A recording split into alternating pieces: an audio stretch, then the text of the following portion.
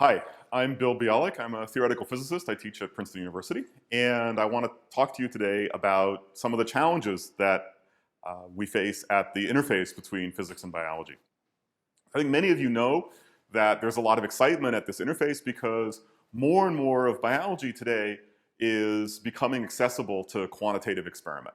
So there's a classical descriptive biological tradition, but more and more of the phenomena that we see in the living world are now susceptible to the kinds of quantitative, large-scale experiments that are the norm in the physical sciences. And this transition has created a lot of excitement. It's produced an enormous amount of data. And in areas of biology that range from the behavior of single molecules all the way up to the dynamics of large populations of organisms, we've seen sort of independent revolutions in every subfield, where the whole character of how we approach the phenomena of life is changing. And what I want to talk to you about today is this transition from a classical descriptive science to a quantitative science to being able to summarize what we observe in mathematical models. And finally, I want to talk about the challenge of reaching one step further, to doing the kind of thing that we're used to in theoretical physics, but has not really happened yet in biology. And that's to have more than just models for individual phenomena, often with lots of parameters that you have to fit in order to get all the details of the data right, but rather having theories that are a bit more grand in scope and have the power to predict what you will see when you go out and look at the world from some more basic principles. And it's this search for kind of unifying mathematical language that I think has been characteristic of physics, and which, if you said that you were interested in doing this in a biological context a generation ago, well, for example, when I was a beginning graduate student, people looked at you with a lot of skepticism, to put it politely. That it just didn't seem that biology was susceptible to that kind of theorizing. And this revolution on the experimental side, I think, has changed everything and has made the search for that kind of theory in the sense that we understand it in theoretical physics, a real research program rather than just a fantasy about how we might someday be able to understand things. And so the way I'm going to try and introduce you to this evolution of our understanding and then the challenge that lies in front of us is to take a very specific example, which is the control of gene expression, in particular the transcriptional control of gene expression, and which is something that's happening in every cell in the living world all the time. And I'm going to dig in a little bit to that example and show you where I think the challenge lies. And then at the end, I'll zoom out and note that many of the things that we're saying about that particular example really are things that you could be saying about a much wider range of biological problems. So you'll see that this challenge of building theory is something much more general. So the example is transcriptional regulation. You remember that every cell in your body has the same DNA. What makes the cells different is that they read out different genes to make proteins. This is happening not just in us, but in single-celled organisms as well. When bacteria find themselves in different environments, they read out the information coded in different genes to make different proteins that are useful in those different environments. And that process is controlled at many levels, but one of the control steps is right at the point where you read out the information that's coded in the DNA to synthesize messenger RNA. So what you should keep in mind is a stretch of the genome, a piece of DNA, and along this there's the gene that is coding the coding region for the particular protein that you're interested in. You know what's going to happen when this information is read out during transcription. There's a large transcriptional apparatus that sits down on the genome and starts to walk along the DNA. And as it does so, it spits out a molecule of messenger RNA that finds its way out. And eventually, of course, is transported to the ribosome where it's translated into protein. You can regulate the amount of protein that you make at many stages. One of them is just to regulate this process. So there are also binding sites along the genome that sit here close to the point where transcription is initiated, where other proteins, which are called transcription factors, which I'll just call TF, can bind. Of course, there are many of these proteins also floating around in solution. And when these proteins bind, you can imagine that if they bind and get in the way of the transcriptional apparatus, then they will repress the expression of the gene. Alternatively, they might bind in such a way as to make it easier for the transcriptional complex to find its way to this start site and get going in the process of transcription. So you can have transcriptional repressors, you can have transcriptional activators.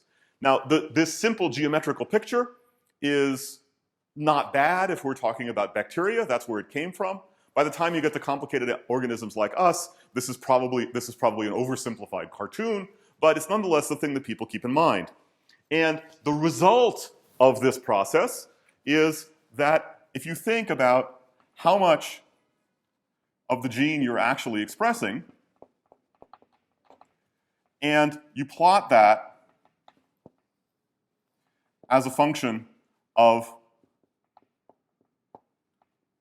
the concentration of the transcription factor proteins in solution, then if this is a repressor, so it gets in the way of transcription, you expect that as you have more and more of the transcription factor, you fill up more of these sites and block transcription more effectively, and what you'll see is that transcription falls as a function of the transcription factor concentration. Alternatively, if this is a transcriptional activator, then you expect that as more and more of the transcription factor is present in solution, more of it binds, and it makes it easier and easier for the transcription process to get started, and so you see something that looks like this. Now, in the old days, this is where you had to stop. But now you can do much better.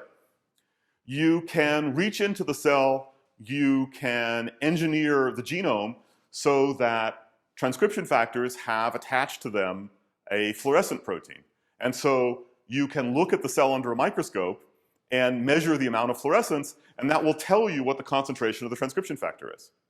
Similarly, you can engineer the gene that's being read out also to have a fluorescent protein attached to it, perhaps in a different color, and then you can measure not only the concentration of the transcription factor, but also the expression level just by measuring the fluorescence. Now, convincing yourself that that's a reliable measurement and really proportional to how many molecules you have, that takes work, but that's been done in many cases. And so these relationships, these sort of input-output relationships between the control signal and the output of the transcriptional process, or the output of the whole process of gene expression, has now actually been measured quantitatively in many examples. And one of the things you learn when you do that is that even if you find two cells that have the same concentration of the transcription factor, or even the same cell at a different moment in time comes back to have the same concentration of the transcription factor, what you see is that the actual level of gene expression fluctuates.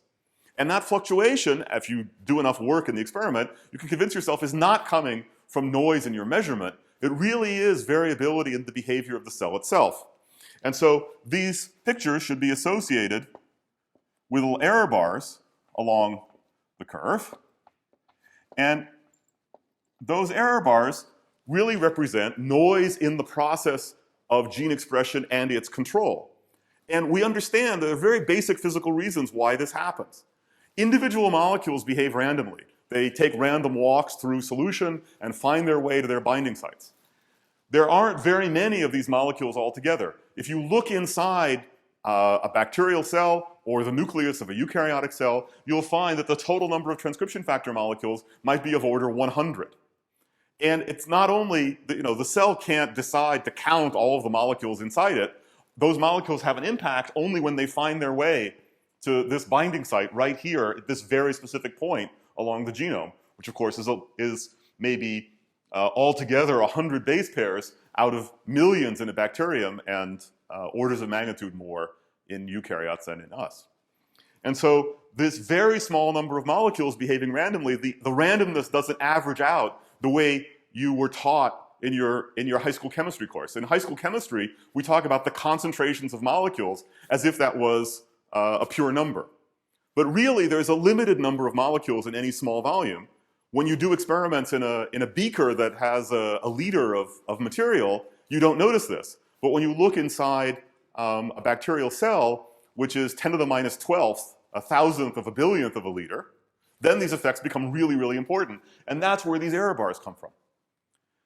So we've been able to push to the point where we have mathematical models that describe this process. Essentially, you take this picture seriously.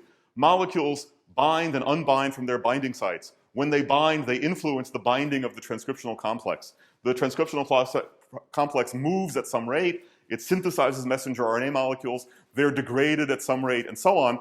And when you're done, you can actually produce models that will describe this behavior. And really, there's three parameters, although there's lots of things that go into determining this. There's three things. There's the overall level of expression, which has to do with how fast you can make the messenger RNA molecules, how long they live, how efficiently they're translated into protein. There's the scale on the x-axis here. How much transcription factor do you need in order to turn the process on halfway? Ultimately, that's controlled by the binding, the strength of binding of the transcription factor molecules to these particular sites along the DNA. And then there's the steepness of this curve. And that really reflects how many of these molecules cooperate. If one transcription factor molecule binding drives the whole process, then this curve will be very shallow. But if in order to turn on transcription, you need 3 molecules to bind at once, or 5 or 7, which is what you see in real examples, then this process can become very steep. This curve can become very steep, and the system can become almost an on-off switch. Now, we went from description to measurement to mathematical models that can describe this curve. We can even understand where these error bars come from. So what more do we want? Well, the problem is that these models have parameters in them. The halfway point along this curve is determined by how tightly the transcription factor binds to this site. But how tightly the transcription factor binds to this site depends on the structure of the transcription factor, but also on the sequence of the DNA in this particular region. The same transcription factor could also be controlling a different gene, and you would discover that this halfway point is in a different place because the sequence along here is different. So that means that these parameters are not fixed forever. In fact, they evolve. And they can evolve rapidly because they're in the regulatory regions of the genes. And in fact, it's even worse than that. The transcription factor proteins themselves can be modified. They can be phosphorylated, they can be modified in other ways, which also affects the strength of their binding. So these parameters are things that have been chosen by evolution. They've been chosen by the physiology of the cell. And so if you have a model that ends by having these parameters, you've left open a big question.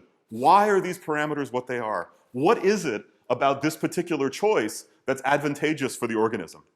And that's a problem not only in describing one of these processes, but normally these processes are embedded in a network.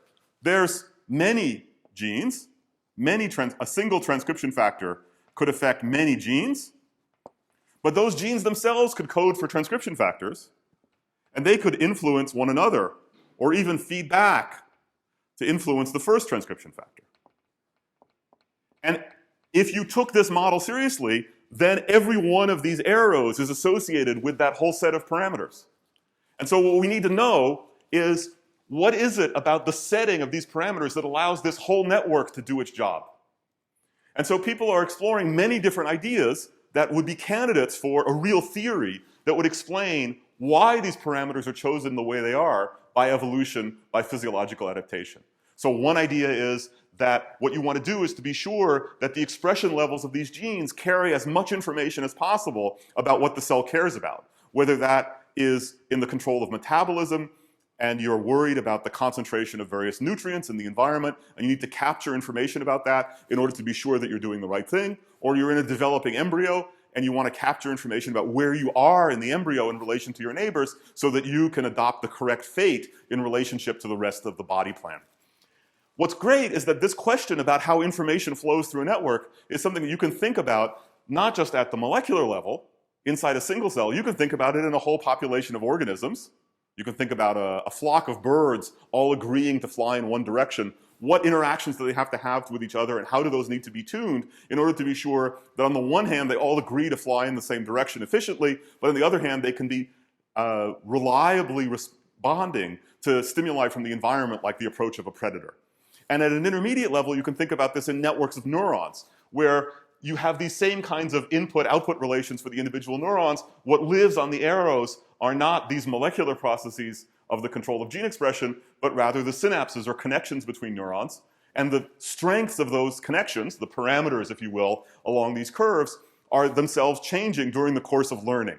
And so you can ask, what is it that the network is learning to do by adjusting these parameters? What's the bigger theory that tells you how all of this fits together? So we don't have these theories yet. We have candidates for them that lots of people are trying out. And the whole process is being driven by the fact that our experimentalist friends can now make these incredibly precise measurements. And the result is that we are at a moment where the hope for theory, in the sense that we use that term in physics, the sense of a powerful and often quite abstract mathematical description that can reach down and predict the details of experiments with great quantitative precision, that hope for a theory is now something that we can turn into a real research program rather than being the fantasy that it was in previous generations. So I'll stop there. Thanks.